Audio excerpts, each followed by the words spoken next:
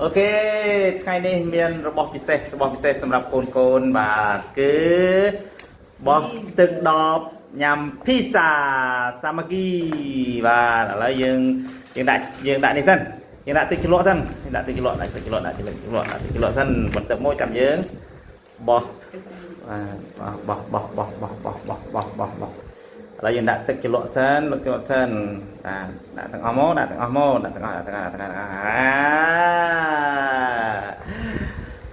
ណាបោះបានញ៉ាំ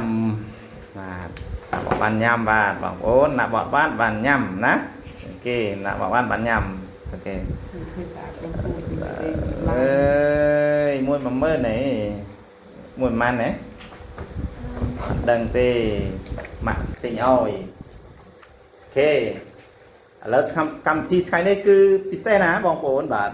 ឡូវគឺអ្នកណាបានញ៉ាំច្រើនជាងគេបាទបងប្អូនហើយជាបងញ៉ែឡើយមើលទៅគេតារាខ្លាំង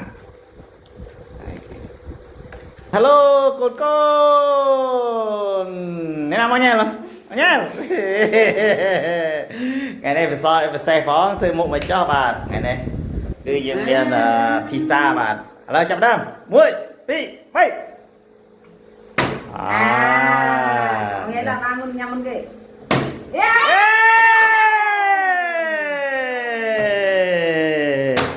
rồi cứ nhâm cho nhâm nhâm tao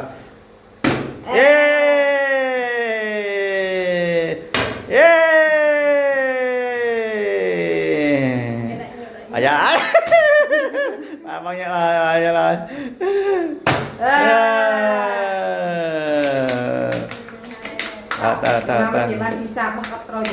mà cho hải mà cho bố bạn ai cu kia tao biết này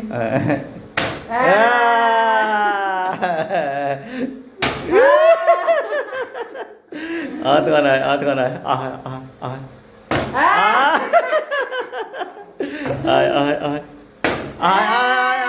tức chân phi của mình không tức chân phi của mình dạ bằng nhà đặt tay lời bằng nhà đặt tay lời lên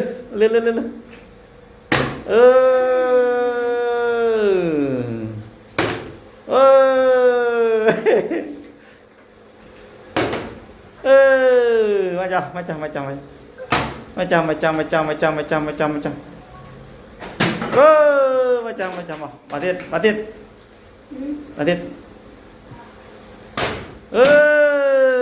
ông nhà em ơi anh em ơi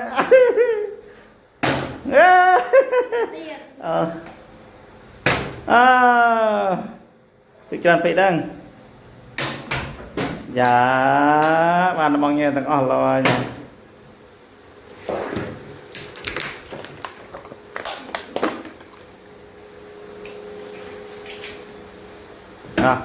thì ba bao nhiêu thằng rồi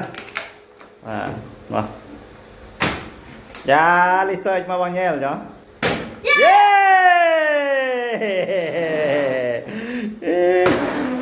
tao mua nha tao mua đây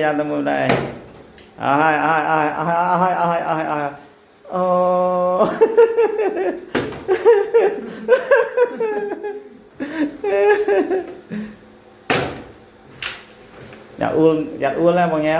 dạ em mới cho em mới chơi mà dạ em mới cho dạ em lên yeah bao nhiêu tí bạn ơi tới mà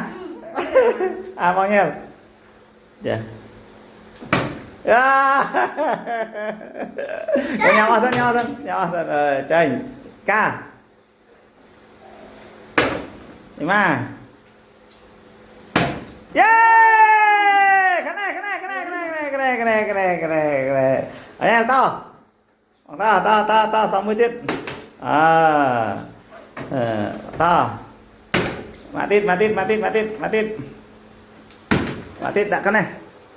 đặt một cái này ok lên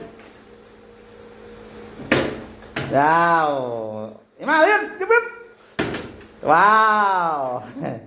Bánh vật à, wow. Ul giặt ul vậy mà cồn, chạm tích. Mà.